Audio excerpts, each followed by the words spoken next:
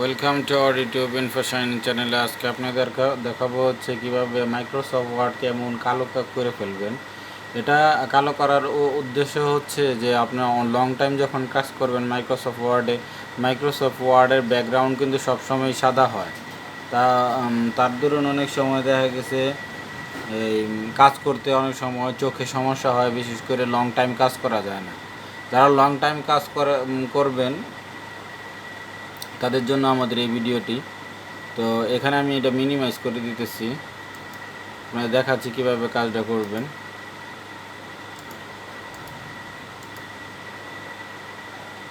এখানে দেখুন সবটাই কালো আছে। এই যে এখান থেকে আপনারা সেটিংসে চলে যাবেন। মাইক্রোসফট যে লোগোটি আছে, লোগোটি থেকে সেটিংস অপশন আছে, এখানে সেটিংস অপশনে ক্লিক করবেন। সেটিং অপশনে ক্লিক করার পরে এখানে দেখতে পারতেছেন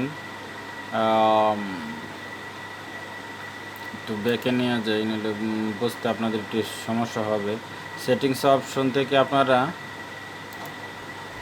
এখানে দেখুন এই যে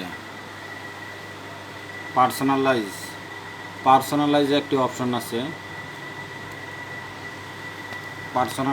অপশন আছে। সেখানে একটি ক্লিক করবেন। পার্সোনালাইজে ক্লিক করার পর এখানে দেখুন থিমস একটি অপশন আছে, থিমসে ক্লিক করবেন।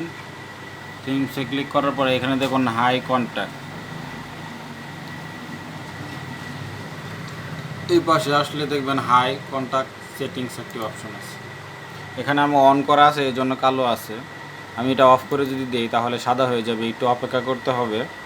আপনাদেরকে পূর্বটা দেখাচ্ছি, তাহলে আপনারা এটার তফাৎটা বুঝতে পারবেন।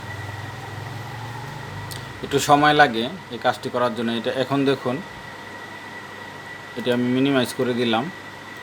এখন আমি মাইক্রোসফট ওয়ার্ডে যদি আমি ক্লিক করি, এই দেখুন আমরা সাদা। তো এরকম সাদা যদি থাকে তাহলে কিন্তু লং টাইম কাজ করা যায় না। এটা হচ্ছে মাইক্রোসফট ওয়ার্ড। তো এখন আমি আবার কালো করে ফেলবো। এই দেখুন আবার হাই কন্ট্যাক্টসে চলে আসলাম মিনিমাইজ থেকে। আমি এটাকে অন করে দিলাম।